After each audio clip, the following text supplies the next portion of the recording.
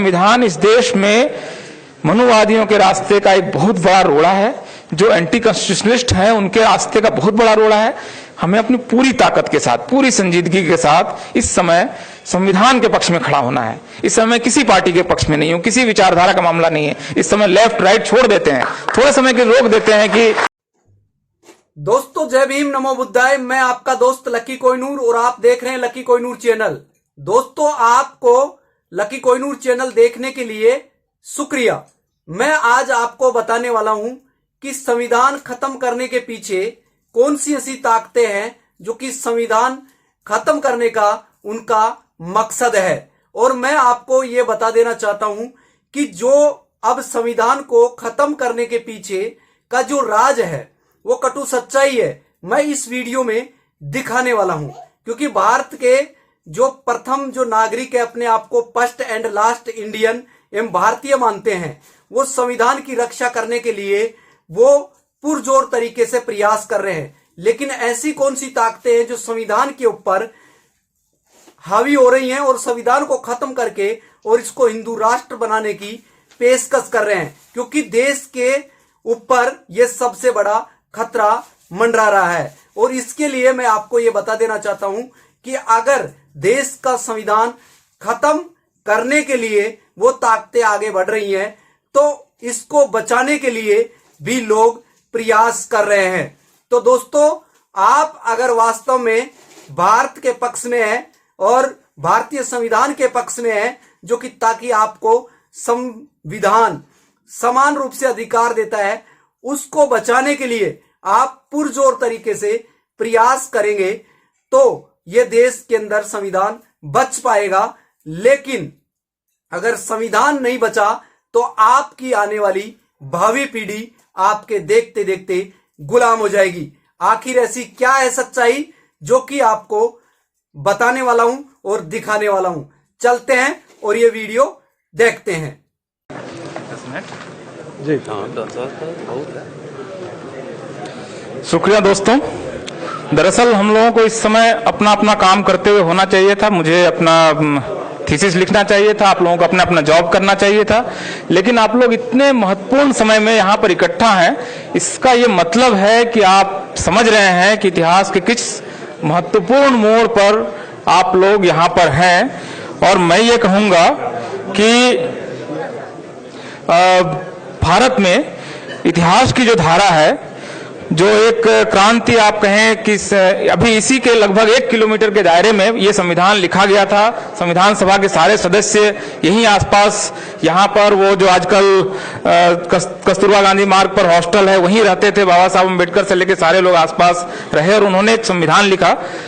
मैं बहुत गंभीरता से, बहुत संजीदगी से ये कहना चाहता हूँ कि ये प्रतिक्रांति का दौर है, काउंटर रिवॉल्यूशन का दौर है। रोक सकते हैं तो रोक लीजिए, वरना हम लोग पेशवाई के दौर में वापस जाने की दिशा में बढ़ रहे हैं। गंभीर समय इसलिए है क्योंकि भारतीय संविधान की जो मूल अवधारणा है 16(4), जिसमें कहा गया है कि 2 ही आधार पर आरक्षण दिया जा सकता है, दो ही बेस है और एक ही आर्टिकल है, बहुत ज्यादा नहीं है, 3 लाइन है, पढ़ लीजिए। सीधा सीधा मामला, वो उसमें बैकवर्डनेस होनी चाहिए, एडिक्वेट रिप्रेजेंटेशन नहीं होना चाहिए। 2 ही कैटेगरी है, तीसरा कोई आप लोगों को पढ़ना चाहिए। मुझे लगता है 16(4) आर्टिकल 3 लाइन का आर्टिकल है। अब ये बताइए कि सवर्ण जो है सोशली बैकवर्ड है? आप बताइए, सोशली बैकवर्ड है? सामाजिक पिछड़ापन उनमें, मतलब उसका जो भिखारी भी है वो भी आशीर्वाद देता है। मतलब आप उसको रुपया देते हैं और वो भी यूं आशीर्वाद देता है। मतलब फटी धोती, टूटी साइकिल, मतलब उसको हिंदी बोलने की तमीज नहीं, आपको आशीर्वाद देता है। आपका नाम, बच्चे का नाम रखता है। आप में से बहुत सारे लोगों के बच्चे का नाम उन्होंने रखे होंगे, इस शब्द से रख दो, भला होगा, शादी ऐसे इस तारीख को करो, नहीं टूटेगी, पता नहीं क्या क्या। अब सोशली बैकवर्डनेस नहीं है, एडिक्वेट रिप्रेजेंटेशन। इस देश में सवर्ण अपनी आबादी से कम 4 गुना ज्यादा रिप्रेजेंटेड है। किसी ऑफिस में चले जाइए, यहाँ सारे ऑफिसेज हैं, सारे मिनिस्ट्रीज हैं, सारे मिनिस्ट्रीज का डाटा आरटीआई से निकला हुआ है। अपनी आबादी से कम 4 गुना रिप्रेजेंटेड है। दोनों शर्तों को पूरा नहीं करता है, आपने उनको आरक्षण दे दिया। किस आधार पे दे दिया, क्या है, क्या और कितनी हड़बड़ी। 6 तारीख को रात 11 बजे ड्राफ्ट लिखा जा रहा है, 7 बजे सुबह लोकसभा में वो 7 तारीख को वो पेश हो रहा है, 7 तारीख को पास किया जा रहा है, अगले दिन राज्यसभा में आ रहा है, राज्यसभा में पास हो रहा है, 12 तारीख होते तो राष्ट्रपति उसको अनुशंसा दे देते हैं, हो गया, लागू हो गया। मतलब आप कल्पना कीजिए इतनी क्या बड़ी भाई, आप उसको सेलेक्ट कमेटी में नहीं भेज रहे हैं, आप उस पर बात नहीं करना चाहते हैं। जिस आर्टिकल को लिखने में और जिस संविधान को लिखने में 2 साल से ज्यादा समय लगाया देश के सारे विद्वानों ने, बाबा साहब ने मतलब रात 1-1, 2-2 बजे तक मेहनत की, उसको आपने मिनटों में यूं बदल दिया। आपके कैबिनेट के मंत्री को पता नहीं, 8 तारीख को एक कैबिनेट मंत्री इसी सरकार के एक मंत्री संसद में जवाब दे रहे हैं एक प्रश्न के जवाब में कि अपर कास्ट के गरीबों को आरक्षण देने का कोई प्रस्ताव पेंडिंग नहीं है हमारे पास। जिस दिन वो पारित हो रहा है, आप कल्पना कीजिए कि सरकार किससे छिपा रही है। तो ये जो प्रतिक्रांति का समय है, लगभग मैं इसकी तुलना करता हूं जो बौद्ध सम्राट 10वें बौद्ध सम्राट बृहद्रथ को मारकर जो पुष्यमित्र शुंग ने इस देश में फिर से ब्राह्मणवाद की स्थापना की थी, लगभग वैसा समय है।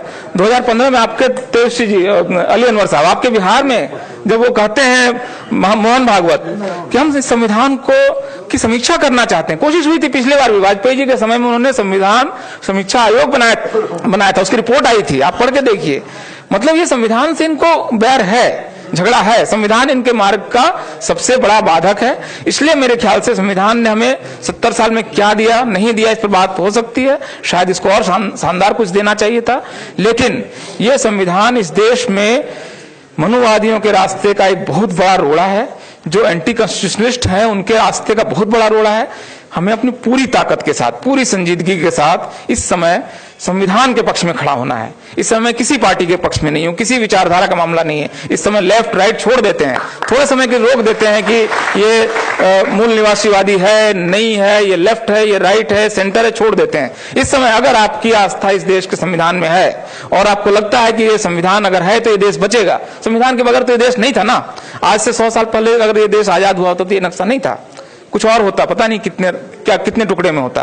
तो इस समय इस देश को बचाने का प्रश्न है, इस संविधान को बचाने का प्रश्न है, और ये देश अगर इस रूप में नहीं बचता है तो पता नहीं क्या होने वाला है। आप कल्पना कीजिए, जिसकी बात सुप्रीम हाई कोर्ट के चीफ जस्टिस साहब कितनी गंभीरता से कह रहे हैं कि ये देश गृह युद्ध की तरफ बढ़ रहा है। जस्ट इमेजिन द सिनेरियो, मतलब आप कल्पना कीजिए उस दृश्य की जिस समय इस देश का वंचित को ये लगेगा कि इस देश में ये जो संविधान है जिसको तोड़ मोड़ दिया गया और हमें फेल कर रहा है, कॉन्स्टिट्यूशन हमें हमारे जो महत्वाकांक्षाएं उसको पूरा नहीं कर रहा है। मतलब आप कल्पना कीजिए उस देश की। तो ये जो चीफ जस्टिस साहब हमें अलर्ट कर रहे हैं, उस स्थिति से अगर बचाना है, हम में से कोई नहीं चाहता है कि वो देश उस स्थिति में जाए जहां पर गृह युद्ध हो। तो अगर इसको बचाना है तो देश इस समय गलत लोगों के हाथ में है, संविधान विरोधियों के हाथ में है। संविधान बचाने का प्रश्न है। मैं रोस्टर पर इसमें बात नहीं कर रहा हूं, इस पर बात हो चुकी है। अगर रोस्टर लागू होता है तो इस देश में SC ST OBC पढ़ाने नहीं जाएगा, फिर से गुरुकुल सिस्टम आएगा और एकलव्य का अंगूठा फिर से काटा जाएगा। अगर आपको अपने एकलव्य का अंगूठा बचाना है, और देखिए एक टीचर इस समय आएगा वो अगले 30 साल तक रहेगा, और आप जानते हैं इंपेरिकल डाटा है इसका कि अपर कास्ट का टीचर लोअर कास्ट के टीचर्स स्टूडेंट्स को इंटरव्यू और वाइवा में कम नंबर देता है। इस देश में RTI का डाटा है, आपको चाहिए तो मैं दे देता हूं, वो नहीं देते हैं नंबर पर्याप्त, वो अपमानित करते हैं। मेरे साथ के दो शेड्यूल कास्ट के बच्चे क्लास में घुसते थे तो टीचर कहता था 2 बैल आ गए। मतलब आप उसका ह्यूमिलिएशन सोचिए, मतलब वो बच्चा क्या पढ़ेगा, क्या सोचेगा। मतलब इस ह्यूमिलिएशन से हमारे बच्चे अगले 30 साल तक न गुजरे। अभी की नियुक्तियों का मामला है, और ये अगर इस समय भर दिया, जो कि भर देंगे अगले 2 महीने में, तो अगले 30 साल के लिए पूरी यूनिवर्सिटीज फिक्स हो जाएंगी। जिस तरह आज 49 सेंट्रल यूनिवर्सिटीज में शेड्यूल्ड कास्ट का एक वाइस चांसलर नहीं है, OBC का एक वाइस चांसलर नहीं है, ये सारी यूनिवर्सिटीज का क्लासरूम का स्ट्रक्चर बदल देंगे। और ये जो अब हम लोगों में से बहुत सारे लोगों को एक बीच के समय में एक विंडो था, संविधान लागू हुआ और आपको मंडल कमीशन आता है, इस विंडो में हम सारे लोग घुस गए हैं। अब ये रास्ता रोका जा रहा है, रोकना अब इसको मुझे मेरे ख्याल से पूरी ताकत के साथ। कुछ नहीं समझ में आ रहा है। अभी आपको लगता है कि तेजस्वी जी का भाषण मेन स्ट्रीम मीडिया नहीं दिखा रहा है, निकालिए अपना मोबाइल, रिकॉर्ड कीजिए भाषण, अपलोड कीजिए, 10 लाख लोगों तक आज आप अगले 1 घंटे में पहुंचा सकते हैं। क्यों नहीं करते हैं? कौन रोक सकता है इसको? आपके हाथ में टूल है, आप इन बातों को रखिए। और 31 तारीख को मुझे लगता है कि दिल्ली में एक बहुत बड़ा प्रदर्शन होने वाला है, मंडी हाउस से लेकर संसद मार्च तक, संसद भवन तक, उसमें शामिल होइए। और सीधा इस समय मेरे ख्याल से बहुत सारे इश्यूज जो अमलेश जी उठा रहे थे कि एसपी क्या करे, बीएसपी क्या करे, मुझे लगता है उसको छोड़ना चाहिए। इस समय हम भारत के नागरिक के तौर पर संविधान की रक्षा के अपने पवित्र दायित्व को पूरा करें। मेरे ख्याल से ये एजेंडा है, यही हमारा एकेडमिक्स का एजेंडा है, यही हमारे पॉलिटिक्स का एजेंडा है। बहुत बहुत धन्यवाद दोस्तों, बाकी लोगों को सुनते हैं।